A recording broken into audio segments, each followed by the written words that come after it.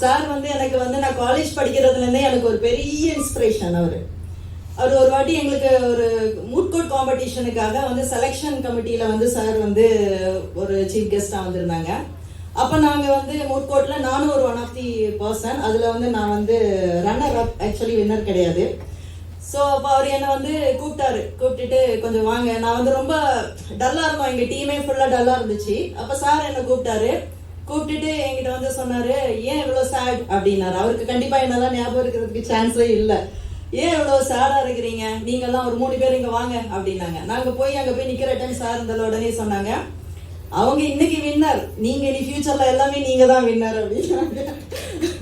அது வந்து எங்களுக்கு ஒரு இன்ஸ்பிரேஷன். எங்களுக்கு அவர் நிறைய அது ஒரு மோட்டிவேஷன் டு த ஸ்டூடெண்ட்ஸ். இன்னைக்கு நீங்கள் எல்லாருமே வந்திருக்கீங்கன்னா he is the right person. அவர் தான் இன்னைக்கு வந்து ஒரு கரெக்டான பர்சன். உங்களுக்கெல்லாம் ஒரு மோட்டிவேட் பண்ணி உங்களை நெக்ஸ்ட் லெவலுக்கு கொண்டு போகக்கூடிய அதுக்கு ஒரு பர்சன் நான் சொல்லுவேன். நான் அதுக்கு ஒரு எக்ஸாம்பிள் தான். நான் ஒரு வில்லேஜ்ல இருந்து வந்தவங்க. நான் வந்து ஒரு வில்லேஜ்ல இருந்து வந்து இங்க வந்து ஸ்கூல்ஸ் வந்து 12th வந்து ஜாயின் பண்ணேன். ஸோ எனக்கு இங்க இருக்கக்கூடிய டிஃபிகல்டிஸ் எனக்கு நிறைய தெரியும். அந்த டைம்ல நான் வந்து ஒரு இங்கிலீஷ்ல ஒரு சென்டென்ஸ் படிக்கிறதுக்கே நான் ரொம்ப கஷ்டப்படுவேன். அப்போதான் சார் அதுல தான் என்னுடைய அந்த மூட் கோர்ட் காம்படிஷன்லேயே நாங்கள் எங்கள் டீம் ரன்னர் அந்த இடத்துல வந்து அந்த 3 பேரும் அந்த 2 பேரும் ரொம்ப ஸ்பீச்சில் நல்லா இருந்தாங்க. நான் தான் ஒன்லி பர்சன், என்னால் அந்த மூட் கோர்ட் காம்படிஷன் அவங்க 2 பேருக்கும் போச்சுது. பட் சார் வந்து பர்டிகுலராக என்ன கூப்பிட்டு சொன்னார், you have a bright future, இதெல்லாம் கிடையாது, இதுதான் ஸ்டெப்பிங் ஸ்டோன்ஸ் டு சக்ஸஸ் அப்படின்னு சொல்லி என்கிட்ட வந்து என்னை என்கரேஜ் பண்ணாரு. சாருக்கு அது ஞாபகம் இருக்காது, ஏன்னா நான் ஒரு லட்சக்கணக்கான ஒரு பக்தர்கள்ல ஒரு பக்தர் நான்.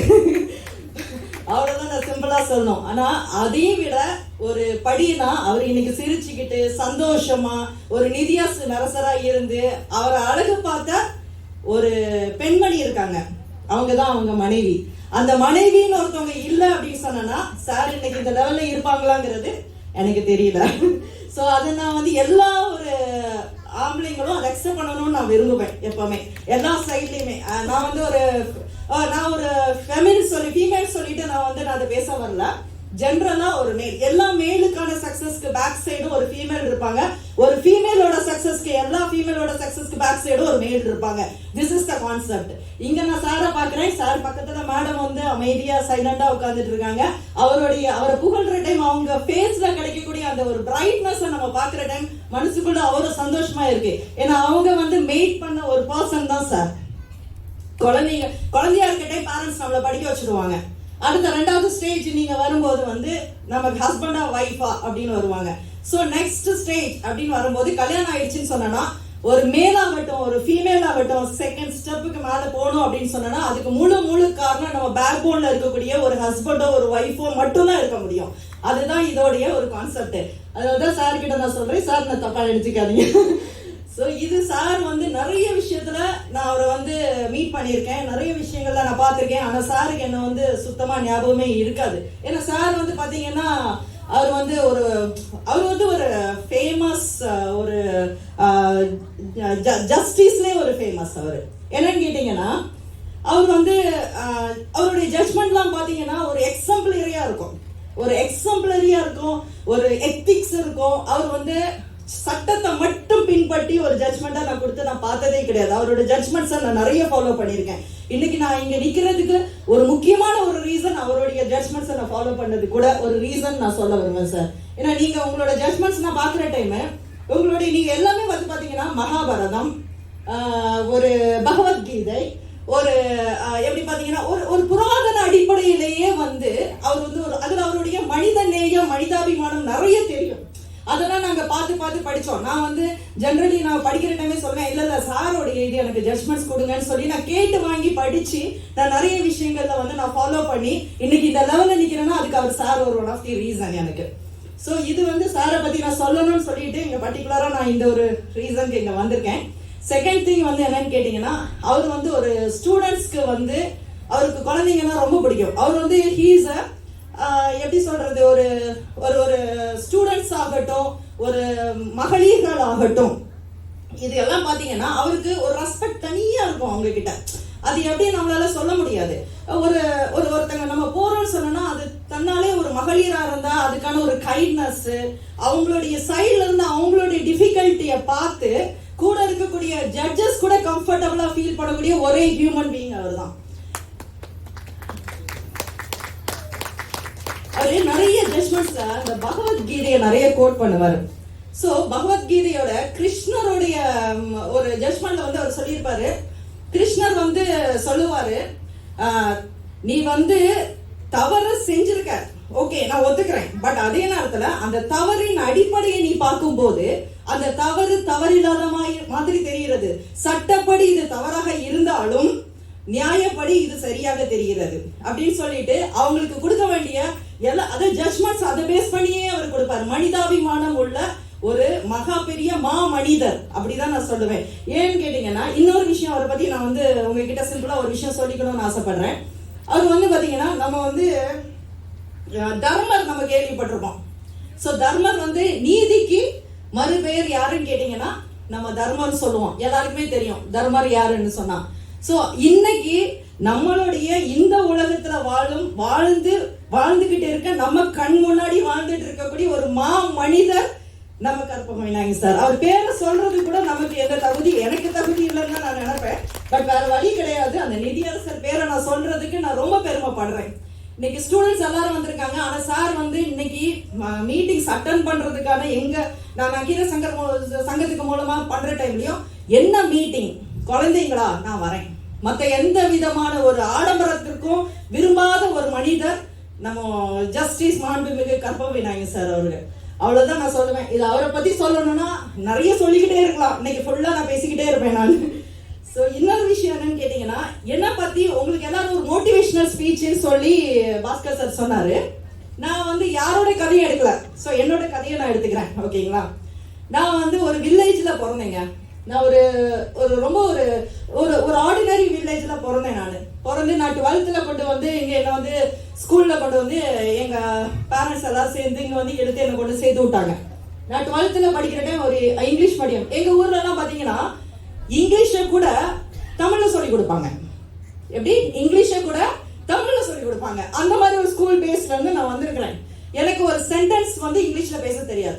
எனக்கு அங்க ஒரு இங்கிலீஷ் டீச்சர்ஸ்க்கும் அவ்வளவு ஃபைட் டக்கா பாரு. எனக்கு நான் ஒரு நாளைக்கு கிளாஸ் எடுத்துட்டு இருக்காங்க, மேம் எனக்கு ஒண்ணுமே புரியல, நீங்க வந்து இந்த இங்கிலீஷ தமிழ் எடுத்துற வாட் நான்சென்ஸ் என்று சொல்றாங்க. என்ன இங்கிலீஷ தமிழ் எடுக்கணுமா? இதெல்லாம் எங்களுக்கு அந்த பழக்கெல்லாம் கிடையாது, நாங்கெல்லாம் எடுக்க முடியாது அப்படின்னு. You shameless girl get out அப்படின்னாங்க. சரின்னு சொல்லிட்டு நான் ஒரு ஷேம்லெஸ் கெட் அவுட் இம்பர்ஃபெக்ட். அவங்க கிட்ட நான் வாங்கின 2 பேர் என்னன்னு கேட்டீங்கன்னா ஷேம்லெஸ் இம்பர்ஃபெக்ட் அப்படின்னு சொல்லிட்டு அந்த பேர் வாங்கினேன். அவங்க நான் படிச்சு முன்னேறி அப்படி ஏதோ நான் ஒரு லா காலேஜ்ல வந்து ஜாயின் பண்ணி நான் உங்களை மாதிரி ஆளுங்க ஒருங்களை மாதிரி பர்சனை ஒரு இன்ஸ்பிரேஷனா வச்சு எப்படியும் வந்து கொஞ்சம் நல்ல ஃபர்ஸ்ட் மார்க் வாங்கி நான் வெளியில வந்துட்டேன் சார் நான். அப்புறம் அது வெளியில வந்ததுக்கு அப்புறம் கொஞ்சம் ஒரு 4 years கழிச்சு இந்த சேம் டீச்சர் வந்து என்கிட்ட வந்து ஒரு அப்பாயின்மெண்ட் என்னோட பிஏ மூலமா வாங்கி வராங்க. அவங்க வந்து அங்க சடனா அங்க வந்து நிக்கிறாங்க. அவங்களுக்கு என்ன தெரியாது, ஏன்னா நான் வந்து ஒரு ஷேம்லெஸ். அவங்களுக்கு வந்து எப்படி ஞாபகம் இருக்கும், ஒரு பர்டிகுலரா ஒரு நல்ல படிக்கிற பசங்கன்னா டீச்சர்ஸ்க்கு ஞாபகம் இருக்கும். நான் தான் அந்த கிளாஸ்லயே லாஸ்டா இருப்பேன், அப்புறம் எப்படி என்ன ஞாபகம் இருக்கும். ஸோ ஷேம்லெஸ் இம்பர்ஃபெக்டான ஒரு பர்சன். நான் மேம் கிட்ட எனக்கு அப்பாயின்மெண்ட் கிடைக்கும். அவங்க டாக்டரும் சன்னோடையும் அவங்களுடைய வந்திருக்காங்க. 3 பேர் வந்து உட்கார்ந்துட்டு இருக்காங்க. நான் என்ன ஹெல்ப் பண்றது அப்படின்னு கேட்டேன். எனக்கு அவங்கள பார்த்தோன்னே தெரிஞ்சிச்சு. நான் அவங்கள பத்தி எதுக்கும் ரீகன்ஃபார்ம் பண்ணிக்கலாம்னு அவங்க கிட்ட, மேடம் நான் இந்த மாதிரி நீங்க இங்கதான் இருந்தீங்களா? ஆமா மேடம் நான் இங்கதான் படிச்சேன். ஓகே ரைட் அப்படின்னு சொல்லிட்டு அவங்க விட்டுட்டாங்க. நான் வந்து அவங்க கிட்ட சொன்னேன், மேடம் உங்களுக்கு என்ன ஞாபகம் இருக்காது, ஏன்னா நான் வந்து சார் என்ன வந்து எவ்வளவு புகழ்ந்து என்னை வந்து மோட்டிவேட் பண்ணி கொண்டுட்டு வந்தாங்களோ அவங்களும் ஒரு டைப் ஆஃப் என்ன மோட்டிவேட் பண்ணி கொண்டு வந்திருக்காங்க. அதுதான் இதை சொல்ல வருது. என்னன்னா அவங்க எங்கிட்ட வந்து சொல்றாங்க, அப்படியா நீங்க எங்க ஸ்டூடெண்டா, வெரி குட் இவங்க கிட்ட அப்பாயின்மெண்ட் வாங்குறதுக்கா இவ்வளவு கஷ்டப்பட்டீங்க, அதெல்லாம் ஒண்ணு இல்லை, நீ என்கிட்ட சொல்லிதானே நான் வாங்கியிருப்பேன் அப்படி இப்படி சொல்றாங்க. மேடம் உங்களுக்கு ஞாபகம் இருக்கான்னு எனக்கு தெரியல, நீங்க என்ன ஷேம்லெஸ்ன்னு சொன்னீங்க, என்ன இம்பர்ஃபெக்ட்னு சொன்னீங்க. ஸோ நான் இங்க வந்து நிக்கிறேன். ஆனா உங்ககிட்ட நான் தேங்க்ஸ் சொல்லுவேன். ஒவ்வொரு டீச்சர்ஸும் ஷேம்லெஸ்ன்னு சொல்ற டைம் அவங்க இம்பர்ஃபெக்ட்னு ஒரு ஸ்டூடெண்ட சொல்றாங்க அப்படின்னா அவங்களுக்கு அவ்வளவு பெயின்ஃபுல்லா தான் அவங்க சொல்லுவாங்கிறத நான் அன்னைக்கு புரிஞ்சுக்கிட்டேன். என்னன்னு கேட்டீங்கன்னா, என்ன வந்து ஷேம்லெஸ்ன்னு சொன்னோன்னா எனக்கு ஷேம்லெஸ்னா என்ன, ஒண்ணுமே கிடையாது, மானமே கிடையாது, நீ ஒரு வெக்கம் கெட்ட பொண்ணு அப்படிங்கிற மாதிரி தானே ஒரு வேர்ட் அது. ஸோ வெக்கம் கெட்ட பொண்ணு தான். ஆமா நான் வெக்கம் கெட்ட பொண்ணு. எல்லா இடத்துலையும் என்னை அடிக்கிற டைம் நான் எனக்கு எந்த வித ஒரு ஃபீலிங்ஸுமே இருக்காது. அவ்வளோ அடி வாங்குவேன். அவங்க அடிச்சது அடிமா, இவங்க அடிக்கிறது அடிச்சிடும் அப்படின்னு சொல்லிட்டு நான் போய் போய் போய் போய் அந்த இதில் வந்து நான் வந்து வெளியில வந்தேன். இம்பர்ஃபெக்ட்ல வந்து இம்பர்ஃபெக்ட், டோட்டலி இம்பர்ஃபெக்டா இருக்கிற டைம் அந்த இம்பர்ஃபெக்ஷன்ல இருந்து பர்ஃபெக்ஷன் ஆகிறதுக்கு என்னெல்லாம் வழி இருக்குதோ அதெல்லாம் நான் வந்து பார்க்க ஆரம்பிச்சேன். ஸோ ஷேம்லெஸ்ல இருந்து ஷேம்ஃபுல் ஆனேன்.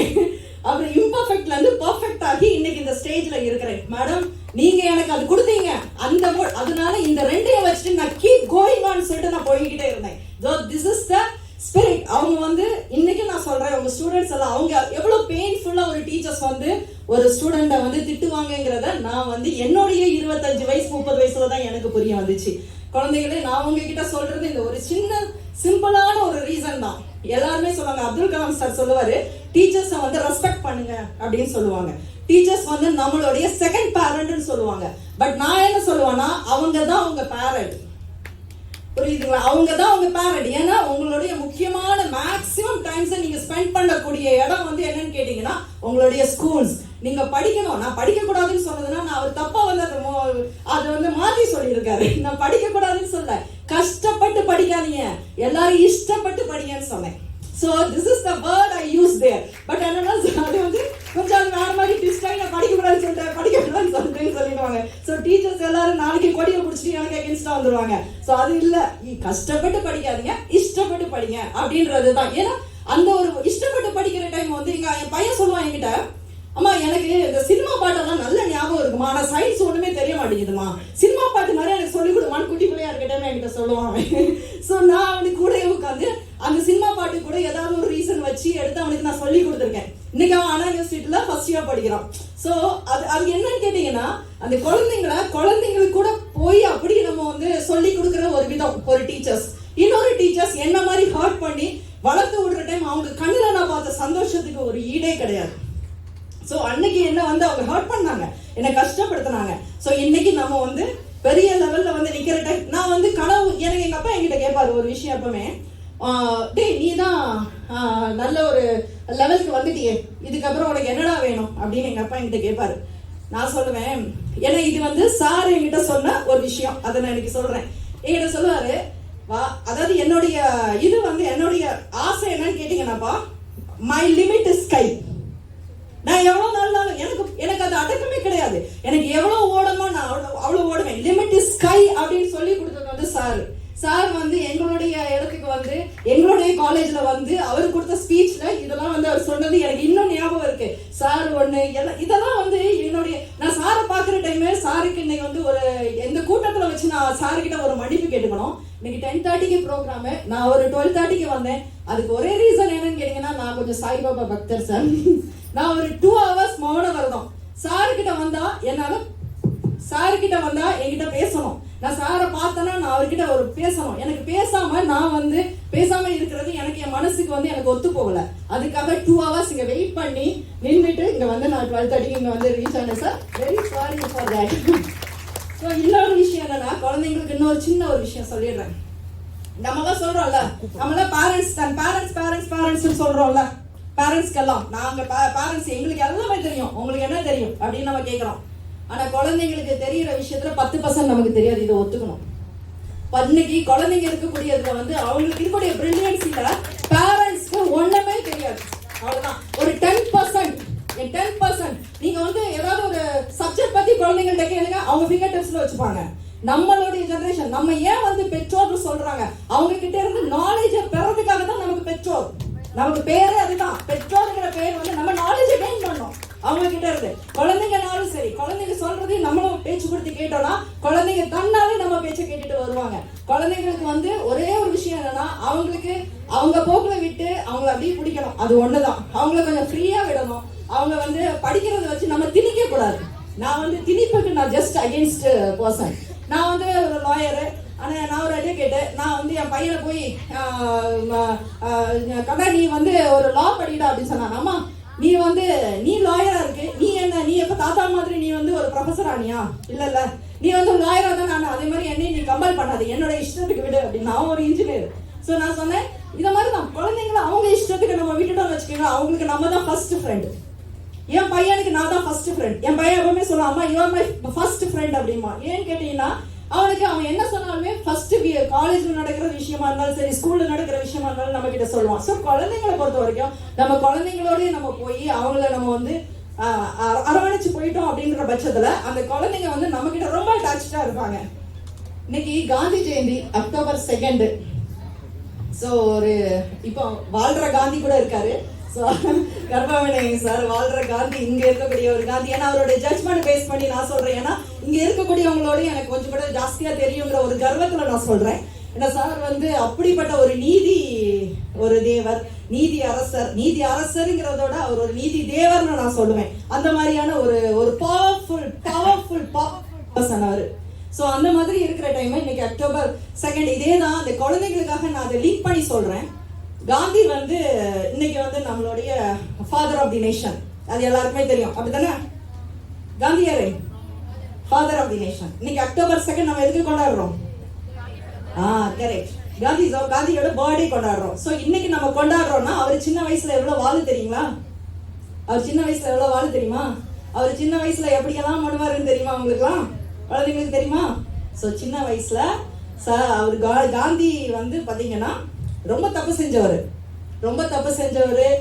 தப்பு செஞ்சு ஒரு ஸ்டேஜ்ல வந்து அவங்க அப்பா வந்து படுக்கையில இருக்கிற டைம் இவருக்கு மனசு வந்து உறுத்திட்டு அவர் அங்க போய் சொல்றாரு. குழந்தைங்களுடைய மைண்ட் செட் அவ்வளவுதான் நான் சொல்றதுக்கு தான் இது ஒரு எக்ஸாம்பிள்.